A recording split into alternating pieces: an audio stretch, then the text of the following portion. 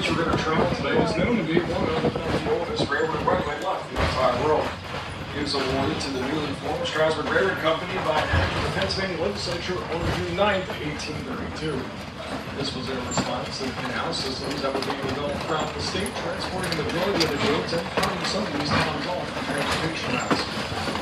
Now, this was definitely not an enterprise that sprang up overnight. Many generations of passengers have traveled along this same route before a trip to end.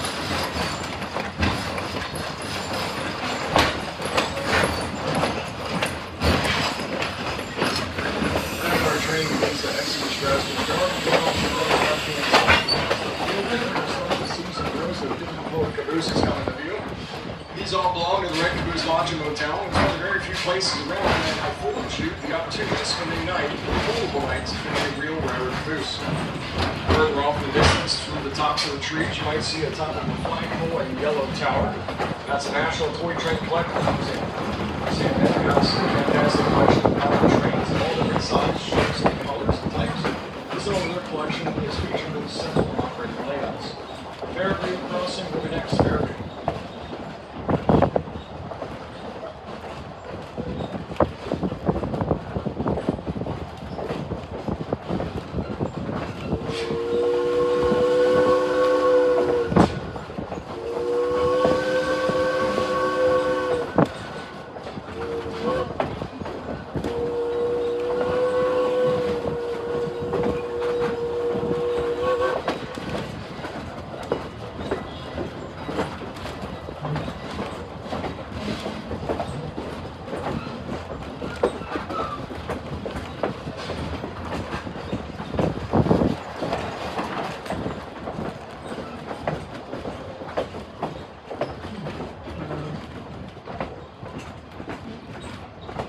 Now, not only is our railroad here recognized as being one of the oldest still in operation, but it's also recognized by the Public Utility Commission as being the oldest utility still operating in the state of Pennsylvania.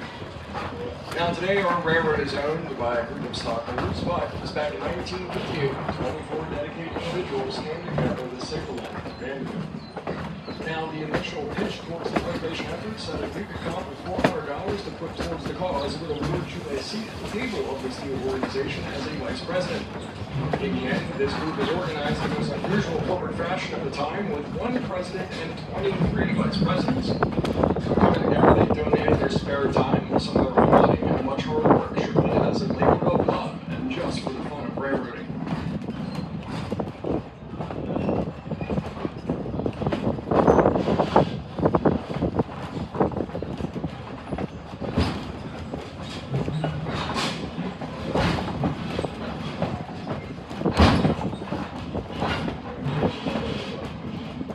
Coming into view next, again on the running left-hand side across the field there, you'll see some long gray buildings and a farmhouse. That's the Espenshade Turkey Farm. This farm was originated in 1858 by the Espenshades and passed down from generation to generation, still maintained the family name today. Now, it's a busy farm, just like any other farm here in Lancaster County throughout the year, but I'll say it's especially a little busier between the months of November and December.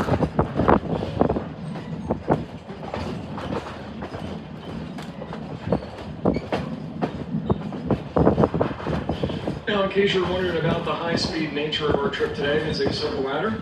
The oldest timetable and schedule that we've ever found for our line was published in the Strasburg newspaper in August of 1852. Still today, we follow that same basic timetable and speed limit, so if you ever wondered how fast or slow some passengers traveled here generations ago, well, this is it.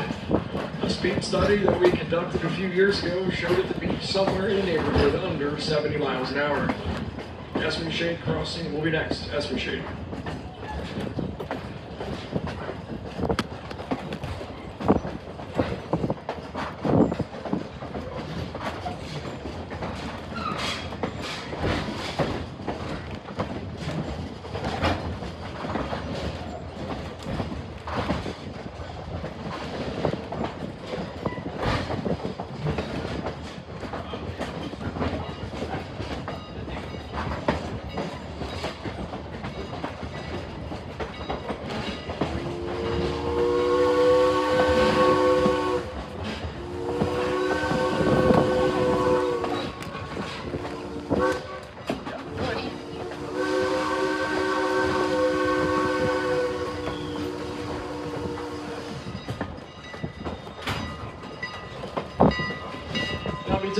a look around the car that you're riding in. All of our passenger rolling stock has been restored by our expert plainsman in the back shops to highlight the vehicle of what passenger travel was like at the turn of the century.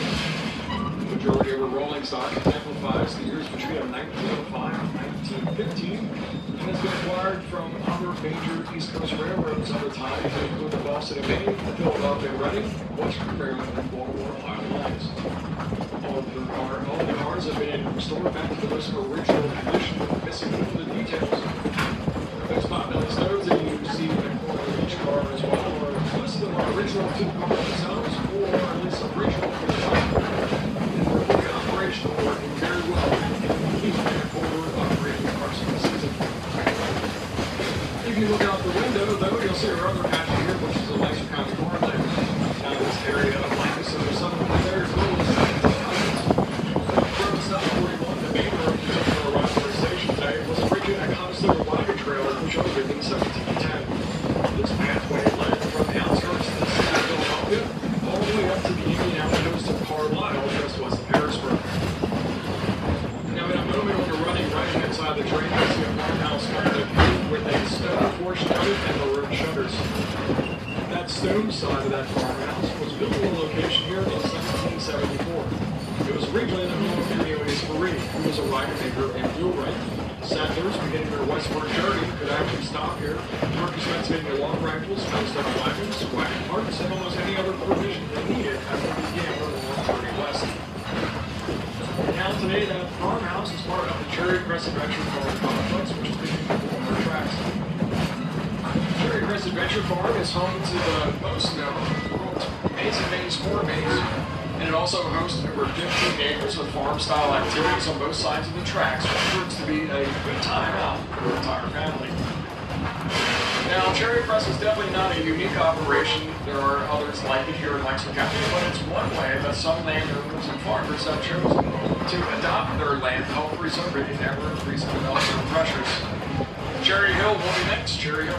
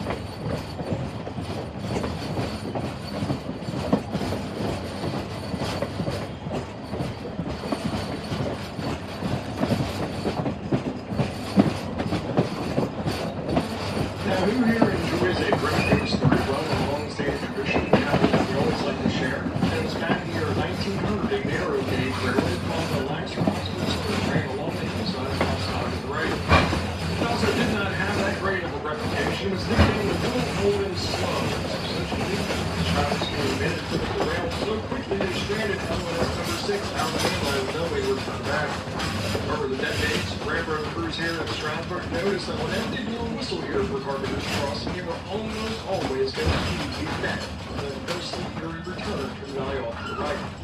Many speculate today that it's actually the ghost of old LS number 6 answering our whistle calls, looking for their clear signal to finally return home. Our train is going to come to a very brief stop here. Every client's going to blow its whistle, and we're going to listen very quietly and see if we hear old LS number 6 answer us back today.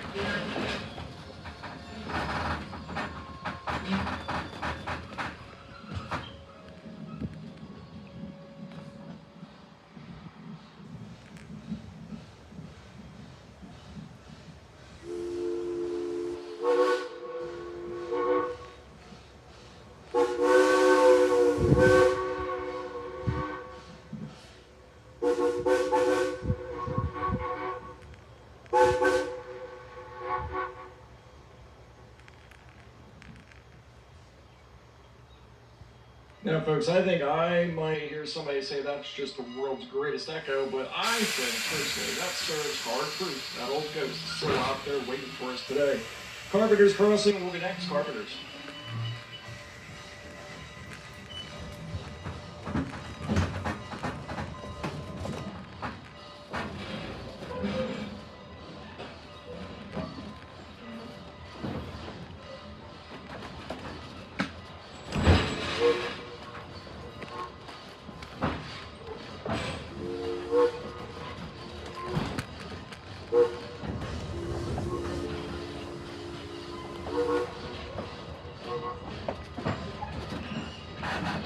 As our train makes its way across Carpenter's road crossing here, if you look off to the running left-hand side across the roadway, you'll see a small hill with a stone wall on top of it and a cove of trees. Within that stone wall is what's reported to be the oldest cemetery on record here in Jackson County. In there is buried a lot of figures from this area's earliest days of recorded history, to include some Revolutionary War veterans. But one person of very particular interest, which is Marie Curie. Now, Marie was a French Huguenot who fled France in the very early 1700s to escape religious persecution. Marie and her followers traveled here to the continent, and their journey finally ended here in Pennsylvania when they were given their land grant with 2 square miles of area right here in 1712. Unfortunately, Marie would pass away just a few short years later. However, her followers would continue on their mission of cultivating and populating their colony here in a day called Paradise. Remembering back now, just a little over 325 years ago, this area is what was known to be the western leading edge of the American frontier.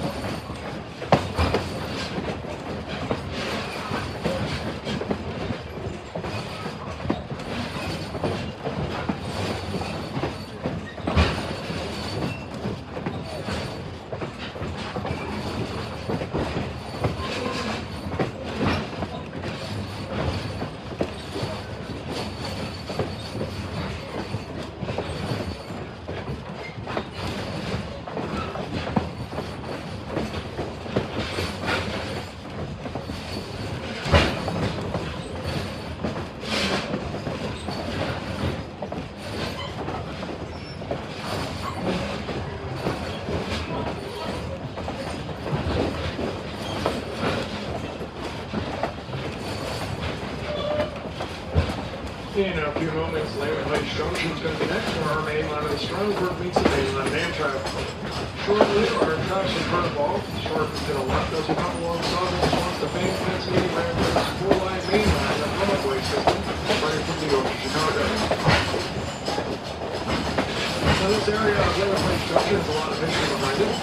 But it was part of the Philadelphia and Columbia Railroad, which eventually became part of the Pennsylvania Railroad in 1857. Now, this was a very important stop along the Pennsy, with more than 30 trains set to come through here eventually in 1898. 4 mainline tracks remained in place until 1961.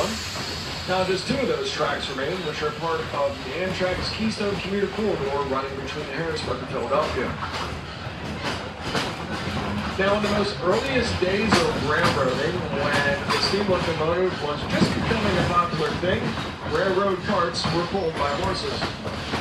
Along the Philadelphia Columbia Railroad, this is a location known to be a horse changing station, where you see the white buildings of the rubber company today used to stand Henry Layman's Hotel. At this spot, he was able to switch out freshly rested teams of horses to be swapped out for the train, and also offer refreshments for the passengers if there were any. On another historical note, on February 22nd, 1861, a very special train carrying President Abraham and Mrs. Lincoln actually stopped here. He addressed the crowd of several thousand locals along his inaugural journey and destiny to Washington, D.C. A little more than 4 very eventful years later in our nation's history, another special train passed through this location, but this time in the opposite direction. It was bearing our slain president's body on its Saturday back to Illinois.